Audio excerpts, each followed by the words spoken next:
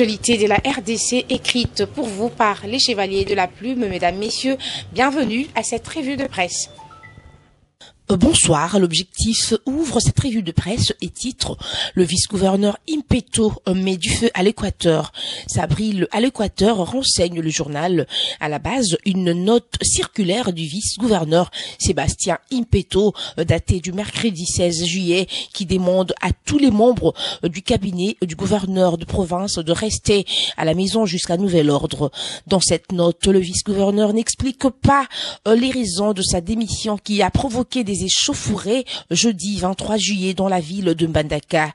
Les membres du cabinet du gouverneur qui ont manifesté contre ce qu'ils qualifient une décision illégale ont été violemment réprimés par les policiers du groupe mobile d'intervention.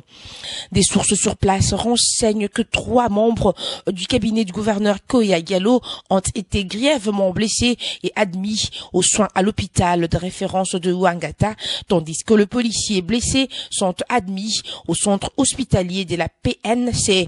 Dieudonné Agboumana, conseiller politique et porte-parole du gouverneur de province, qui fait partie des personnes limogées.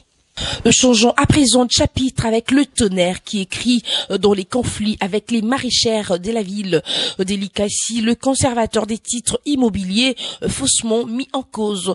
Au journal d'expliquer généralement l'opinion nationale ignore les faits cessants des lois du pays qui sont à la base des conflits, à la base de remous sociaux que l'on observe aussi bien dans la capitale que dans les provinces.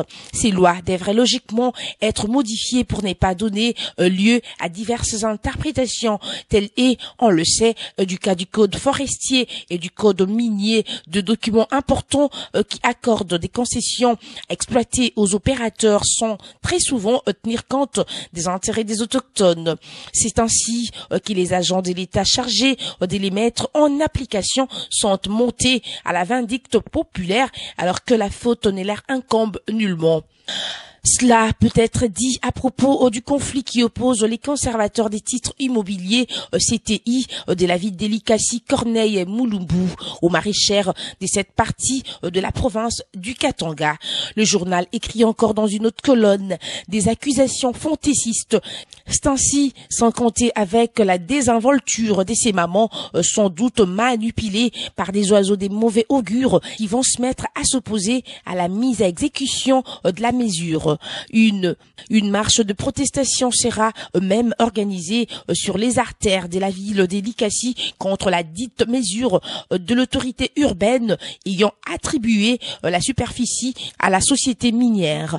En fin de compte, pour éviter des remous sociaux, écrit le journal, les autorités vont convoquer les parties au conflit afin de trouver un terrain d'attente et de fumer le calumet de la paix. Au terme de cette rencontre, rencherie les journal, il sera décidé de laisser un espace de 400 hectares à Rungamine, tandis que les maraîchères devaient continuer à cultiver leurs champs sur les 100 autres hectares. C'est dire que tous les bruits que l'on fait autour du conservateur des titres immobiliers sont simplement faux et dénués de tout fondement.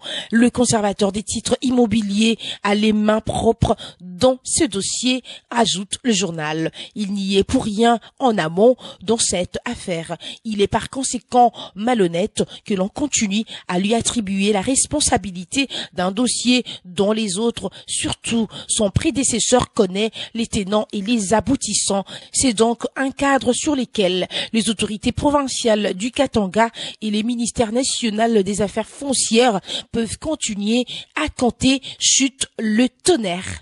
Revenons sur l'objectif pour parler justice. Affaire Chebea, le témoignage de Paul Mwilambwe déclenche un nouveau procès à Dakar. Au journal d'écrire le témoignage fait par le major Paul Mwilambwe, l'un des policiers et prévenus fugitifs impliqués dans le double assassinat de 2 activistes de droits de l'homme, Floribert Chebea Baïziré et Fidel Bazana et Dadi, a déclenché un nouveau procès à Dakar au Sénégal où il a été mis aux arrêts. Cet ancien agent de la police nationale congolaise a affirmé avoir été présent le 1er juin 2010 lorsque le directeur exécutif de l'ONG La Voix de Son Voix avait pénétré les installations de la police nationale congolaise. Ce fugitif a également soutenu avoir été témoin de tous les actes ignobles qui ont été commis contre les deux activistes de droits humains. Il faut signaler que Mouilambwe a été condamné par défaut à la peine capitale devant la cour militaire de Kinshasa-Gombe, siégeant au premier degré en matière pénale. La même peine a été confirmée au second degré par les magistrats des hautes cours militaires siégeant en audience foraine à la prison centrale de Makala. Partons du témoignage du major Paul Mouilambwe, maître Hassan Diema Ndiaye, avocat conseil des parties civiles, a affirmé à partir de Dakar que tous les éléments matériels de ces crimes qui ont été commis à Kinshasa et seront confrontés aux déclarations faites par le prévenu Mouilambwe, car une équipe avait déjà été mise en place pour faire un travail de fond quant à ce dossier. Et enfin, parlons sport pour boucler complètement notre revue de presse avec le Tonnerre qui écrit « Gonflé par le succès du Tour cycliste international de la RDC, Sylvestre Motayo annonce la tenue de l'Assemblée générale élective de la FECOSI en août prochain. Le président de la Fédération congolaise des cyclismes FECOSI, Sylvestre Motayo, a annoncé la tenue de l'Assemblée générale élective pour le mois d'août prochain à Kinshasa. Il l'a dit dans une déclaration faite dernièrement à la presse. Pour Sylvestre Motayo, ajoute le journal. Cette rencontre permettra à la Fédération nationale et aux ligues provinciales des cyclismes de dresser leur bilan et de jeter un regard sur l'avenir de cette discipline sportive. À quelques jours de ces rendez-vous électoraux dont nul n'ignore l'importance, le président de la Fédération congolaise des cyclismes s'est vivement félicité de son mandat à la tête de cette structure sportive. Au tabloïd d'ajouter, il s'est réjoui surtout d'avoir organisé 2 éditions du Tour cycliste international de la RDC.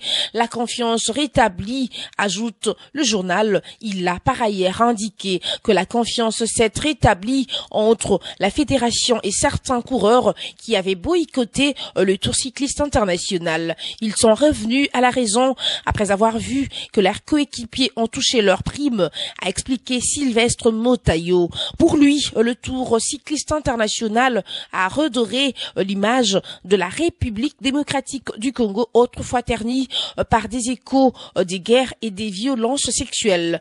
Ce tour a une fois de plus prouvé le retour effectif de la paix dans les pays, a-t-il déclaré. Fin des citations, signalant par ailleurs que le président de la FECOSI a d'autre part plaidé pour que le gouvernement mette plus de moyens afin de permettre à la fédération d'améliorer dans les années à venir.